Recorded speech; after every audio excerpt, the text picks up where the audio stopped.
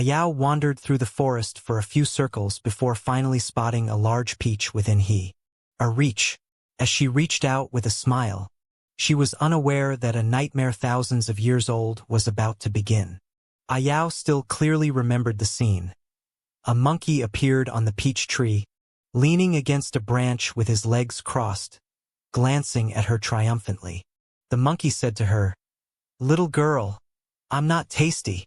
This was the first thing he said to her. Now, in the perpetually dark forest of all spirits, Ayao sat on the same tree where Sun Wukong once sat. Every time she closed her eyes, all the memories flashed before her.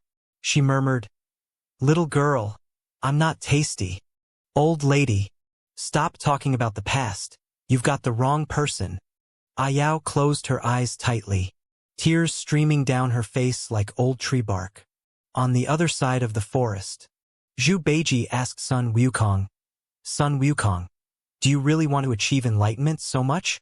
Sun Wukong replied firmly, "Yes, I was born a freak, grew up a demon monkey, and have never been looked at with respect.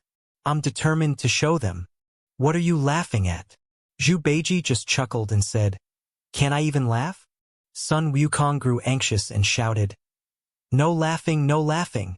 Just now you were crying, and I was already vomiting. Now I see you laughing. Help me." Zhu Beiji retorted, "You're afraid of being laughed at." Sun Wukong immediately denied, "No, no, no. Who said that? I've never been afraid of anyone." Zhu Beiji continued to press, "You're afraid of Guanyin. You're afraid of the Jade Emperor." Sun Wukong angrily interrupted him, "Shut up. I'm not afraid." Zhu Beiji persisted, "You're afraid of Buddha, you're afraid of Erlang Shen, you're afraid of big wolves." Sun Wukong nearly broke down, shouting, "I am not afraid." He jumped high, striking a large rock with a bang, sending dust flying, and leaving a deep, wide pit. Sun Wukong stood in the center of the pit, covered in dust, breathing heavily, still muttering, "I'm not afraid. I'm not afraid." Zhu Beiji looked at him and softly said, "Look how scared you are." Sun Wukong roared, "Stop saying that." Suddenly, both fell silent as they heard something. In the quiet night, a faint, desolate and mournful wail echoed. Sun Wukong said, "What's that? Sounds like a beast's cry." Zhu Beiji said, "I think it's a cry of sorrow." Sun Wukong retorted, "Even if it's a cry, it's a beast's cry, like a bear mourning its father." Zhu Beiji taunted, "You don't have a father, so you wish no one else does." Sun Wukong was furious. "I'll beat you if I don't change my surname." As they were about to fight, Zhu Beiji suddenly hushed them. "Shoo!" This time, the sound was clear, a drawn-out name being called, Sun Wukong. Sun Wukong.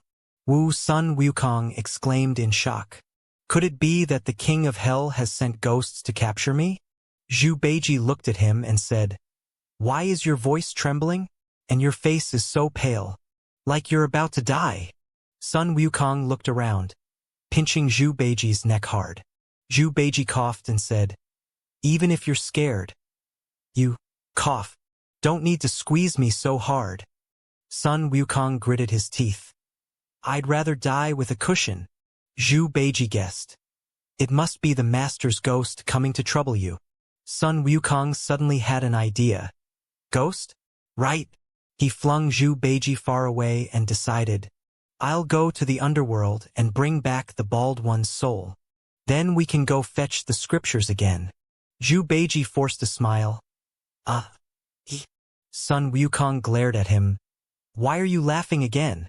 Zhu Beiji sighed. "For what purpose do we toil through countless lifetimes, unable to redeem our past lives?" Sun Wukong was curious. "Why are you imitating the bald one and composing doggerel?" Zhu Beiji revealed, "The master's body is burned. Only half remains." Sun Wukong didn't care. "Make do with it, if not, just find something to replace it. Watch over the luggage and the corpse here. I'll be back in 5 to 10 years at most." With a leap, Sun Wukong disappeared. Zhu Beiji muttered. But Sha Wujing has already left. He pondered aloud. Do I have to carry the load now? Xiao Bailong spoke up. She only spoke in front of Zhu Beiji, and only he knew her secret. I also want to take a leave and go home. Zhu Beiji resigned. Go ahead. If Sun Wukong can bring back Tang Soul, I'll even change my surname to his.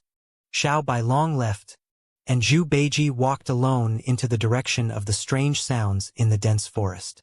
He spoke into the darkness. Ah Yao, are you all right? After a long pause, someone replied, Who are you? How do you know my old name? Zhu Beiji introduced himself. Me? I'm someone who, like you, refuses to forget the past and chooses to endure the pain. Chapter 4: The Underworld.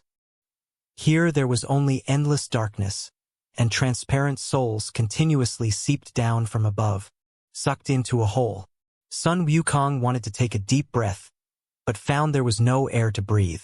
There was no hunger, no cold, no pain, no sensation at all here.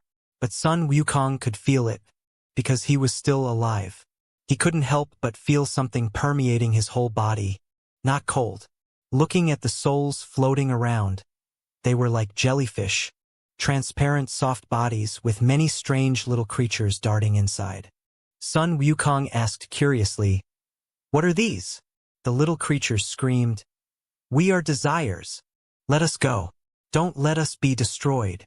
Sun Wukong couldn't help but shudder, realizing that he too had things inside him that were stirring. He quickly looked down at his own body. Fortunately, it hadn't turned transparent yet.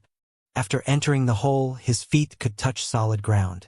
In front of him, a giant many-legged monster was extending its tentacles into countless souls, pulling out the little creatures and throwing them into a sea of lava. No, no, save me!